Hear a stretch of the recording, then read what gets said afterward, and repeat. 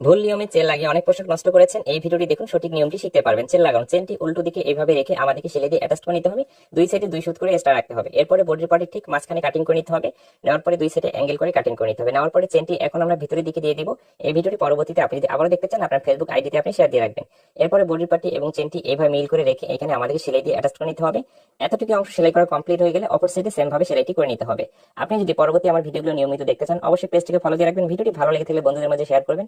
Comment ও লাইকের মাধ্যমে আপনার মতামতটি জানিয়ে যাবেন। এইভাবে চেনটি দুইটি সাইডে আটকানো কমপ্লিট হয়ে গেলে এখানে সুন্দর করে একটি চাপ সেলাই দিতে হবে। আর 10 সেকেন্ডের ভিতরে প্লেটটি লাগানো আপনাকে আমি দেখাচ্ছি। এখানে একটি কাপড় ডাবল ভাঁজ করে নিয়েছি। কাপড়টি এভাবে মিল করে রেখে এতটুকু অংশ বরাবর সেলাই করে নিতে হবে। এই মাথাটি ভাঁজ করে দিতে হবে। ভাঁজ করে দেওয়ার পরে এভাবে সুন্দর করে আবার উল্টিয়ে নিতে হবে। উল্টিয়ে নেওয়ার পরে প্লেটটির উপরে এখানে কিন্তু আমাদেরকে চাপ সেলাই দিয়ে দিতে হবে। ওকে, এখানে আসলে ঘুরিয়ে নিতে হবে, এখানেও আসলে ঘুরিয়ে নিতে হবে। 2 থেকে 2.5 ইঞ্চি উপরে আসতে হবে, আবার নিচের দিকে আসতে হবে। এইভাবে সঠিক নিয়মে চেনটি লাগানো যে কোনো পোশাকের জন্য পারফেক্ট আপনি চেন লাগানো শিখতে পারবেন। সেই পোশাকটিও দেখতে অনেক সুন্দর দেখা যাবে। ভিডিওটি ভালো লেগে থাকলে অবশ্যই বন্ধুদের মাঝে